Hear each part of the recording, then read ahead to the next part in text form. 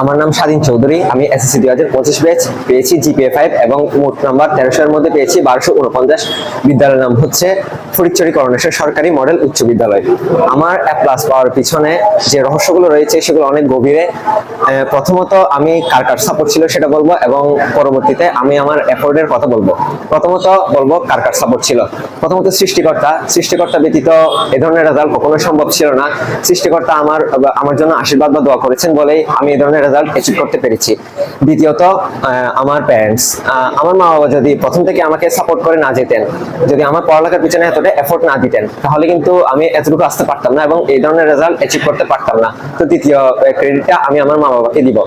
তৃতীয় ক্রেডিটে যেটা দিব সেটা হচ্ছে আমার শিক্ষক, আমার বিদ্যালয়ের শিক্ষক বলেন, আমার কোচিং শিক্ষক বলেন, সকল শিক্ষকই আমার প্রতি খুবই সদয় ছিলেন এবং খুব বিনয়ী ছিলেন। তারা আমাকে যেভাবে প্রত্যেকটা টপিক ভালোভাবে বুঝিয়েছেন, সেই প্রত্যেকটা টপিক আমি ভালোভাবে বুঝে সেটা আনসার করতে পেরেছি এবং পরীক্ষায় ভালো একটা রেজাল্ট অর্জন করতে পেরেছি। চতুর্থত আমার যে প্রতিবেশী বা আত্মীয় স্বজন রয়েছেন তাদের সাপোর্ট।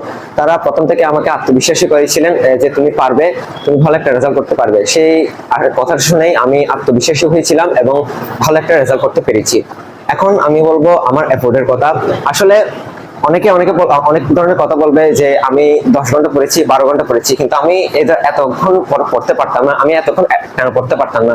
আমি একদিনে সর্বোচ্চ 2.5 ঘন্টা বা 3 ঘন্টা, সর্বোচ্চ আমি পরীক্ষার আগেও সর্বোচ্চ 4 ঘন্টা পড়েছি, এর থেকে বেশি পড়িনি।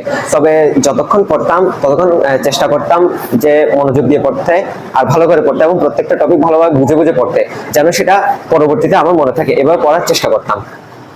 পরবর্তীতে ভবিষ্যতে আমার যে প্ল্যানটা সেটা হচ্ছে আমি ভবিষ্যতে বুয়েট বা চুয়েটের মধ্যে অ্যাডমিশন নিয়ে ভালো একজন ইঞ্জিনিয়ার হতে চাই এবং ভালো একজন মানুষ হতে চাই। এবং আমার অথেন্টিক কেমন লাগে যদি সেটা বলতে চাই, আসলে অথেন্টিক হচ্ছে একটা মানবতাবাদী একটা প্রতিষ্ঠান। এটা কোনো ব্যবসায়িক প্রতিষ্ঠান নয়। এখানে নৈতিক শিক্ষা দেওয়া হয় যে কিভাবে একজন মানবিক মানুষ হবে এবং একাডেমিক শিক্ষাটা কিভাবে এগিয়ে নিয়ে যাওয়া হবে। আসলে পার্সোনালি আমার থেকে অথেন্টিক অনেক ভালো লাগে।